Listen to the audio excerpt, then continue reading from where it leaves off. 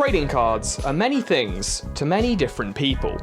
For kids, they are shards of imagination. For collectors, they are potent pieces of their childhood. And for investors, they are a Snorlax-sized pyramid scheme. These coveted cardboard collectibles can sell for millions at auction, and the industry itself generates billions every year. So how do some cards evolve into holy grails of weeby wantability, while others are banished forever to the Shadow Realm? Well, consult your Pokédex and adjust the waistband of your elasticated sweatpants, because today we'll be shuffling through the history of the most wanted trading cards in history. Strangely enough, trading cards actually began life with a practical, real-world purpose. They first appeared in the middle of the 19th century, slotted into the soft packet of cigarette containers, making sure that your cancer carrots wouldn't get all bendy in your back pocket. And to make these cards interesting, they were printed with pictures of famous actresses and natural scenes, giving the average Victorian something to look at while he huffed smoke on his break from huffing the stronger industrial fumes in his misery factory. These trade cards quickly became popular among children, who saw them as windows of wonder into a world that they wouldn't have had access to otherwise.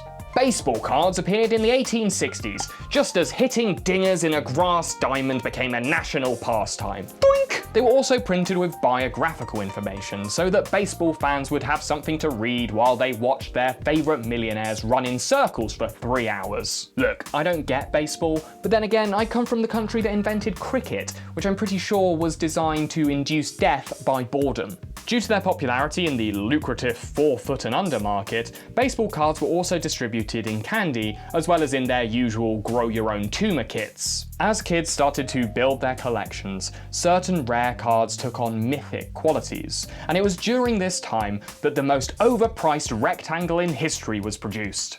This is the T206 tobacco card, better known as the Honus Wagner Cup. Honus? But among collectors, it's simply known as the card. While this moose-featured Pittsburghian isn't much to look at, a mint-condition picture of his ugly mug has sold for a record $3.1 million.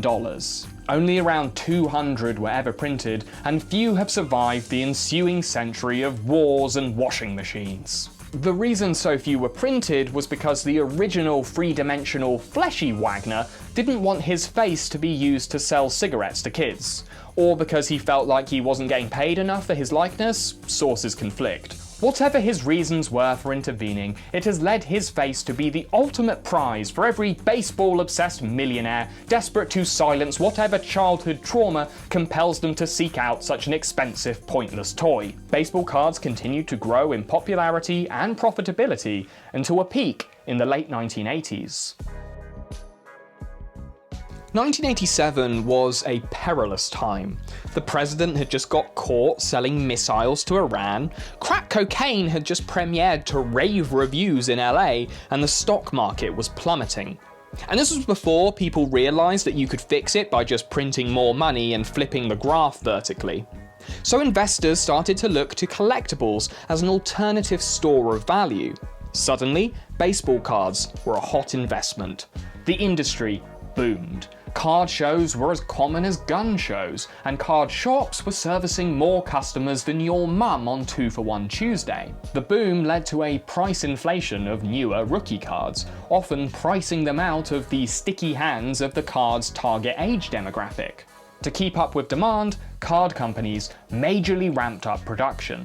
But they were smart never to disclose how many cards they were actually producing. One trade magazine from the time estimated that 81 billion cards were being printed annually.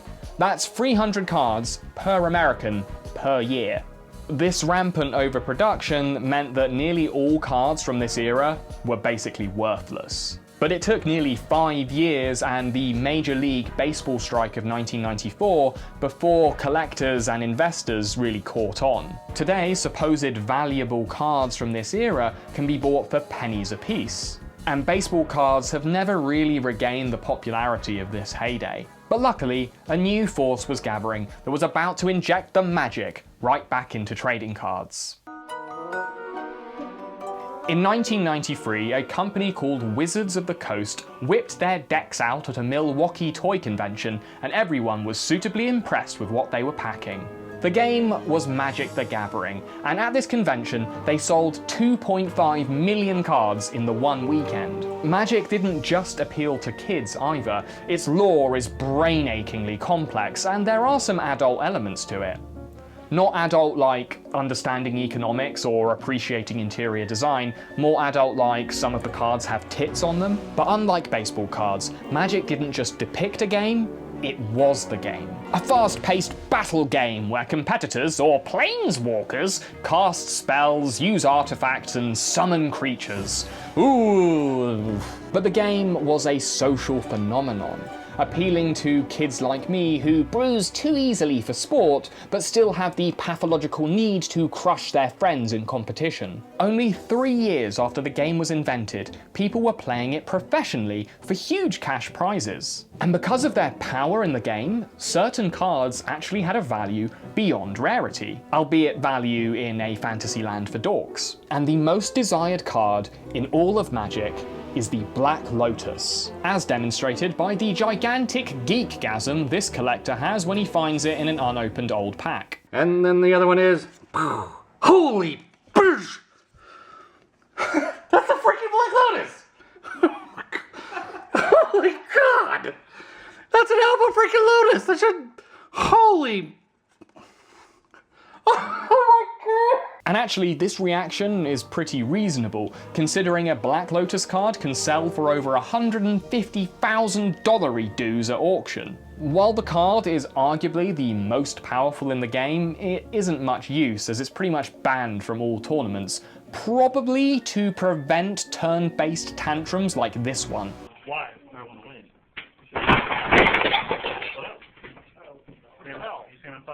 Magic the Gathering was and is an extremely popular pastime, but it was nothing compared to the relative religion that followed in its wake. I like the bee drill. It flies around, it has like a poison stinger, and it pokes people with spears. Blastoise, probably. Him and Kangaskhan. Blastoise. Pokemon trading cards premiered in Japan on October 1996. My favourite is Meowth! Meowth! My favourite is Meowth! The cards followed the Nintendo game, which centred on the child-friendly concept of imprisoning semi-intelligent animals and forcing them to maim each other with their various godlike powers. Combined with the games, cartoons, and mac and cheese, the card game was part of a multimedia brainwashing campaign. The spiky-haired, chain-walleted children of the late 90s never stood a chance, convincing their parents to line up for hours so that they could get their greasy mitts on a shiny Hitmonchan. Speaking of which, what was Hitmonchan? Is it like a tree? Is it like a person? I never knew, I never could figure it out, so if you do know, leave a comment about what was Hitmonchan? For their part, Nintendo committed to every pageant imaginable to increase the desirability of these cards. My favourite instance of which was the arrival of these special Pokeplanes that delivered ultra-rare cards and were stored in what looks like a child's coffin. But there was one card that was inarguably the most desired rectangle of all time.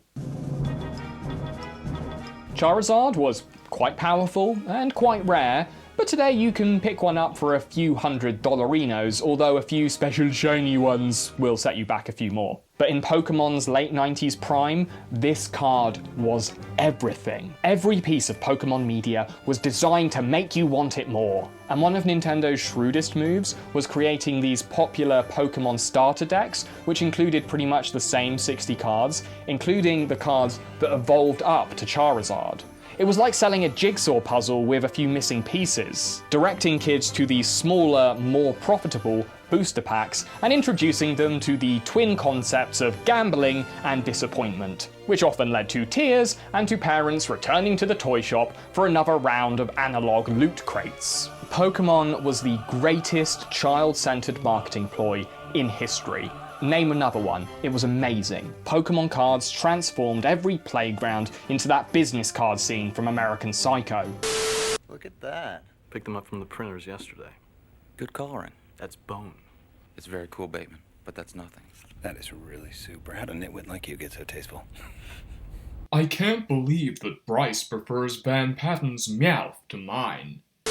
Pokemon's kiddie cult inspired many imitators, the most brazen of which was, of course, Digimon. Digimon's modest success can almost entirely be placed on its insanely catchy theme song, which will probably still be playing in my head on my deathbed. But it wasn't just Digimon, digital monsters, Digimon are the champions. Any intellectual property that was popular with the under-12s was blended into mush and shat out as paperboard mediocrity. But one game transcended all that. It's time to duel! It's time to duel! The lore of Yu-Gi-Oh! Posits that ancient Egyptians used the cards to channel their sorcery and banish one another to the Shadow Realm. But in real life, the cards were developed by Konami and were based on a semi-popular manga. Or is that just what Kaiba wants you to believe? While there are a few coveted cards in Yu-Gi-Oh!, the most desired ones are those that are specifically printed as prizes for winning various tournaments. Because Yu-Gi-Oh! Is all about the game, baby! The major Yu-Gi-Oh! Tournaments resemble raves, specifically for people who are glued to their gamer chairs with jizz. Multimedia light shows, DJ sets, and augmented reality demonstrations, all designed to get the crowd pumping for the main event. Sweaty Asian teenagers shuffling cards around. I joke, but these incel paloozas are seizure-inducing evidence for the real value of trading cards. They're a global community. From their earliest iteration, trading cards have been physical pathways to worlds of shared imagination. Which is what makes the new trend of digital trading cards so perplexing. I mean, that's like downloading a JPEG of milk and expecting it to quench your thirst. Of course, it is ridiculous that some of these glorified bookmarks can be worth the same as 10.2 Ford Fiestas, but then again, value is something that we've made up anyway. I mean, like, hang on. Like this, right?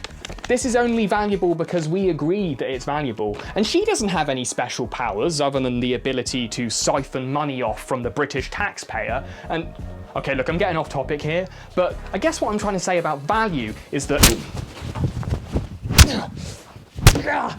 Just try getting a reservation at Dorsia now, you fucking stupid bastard!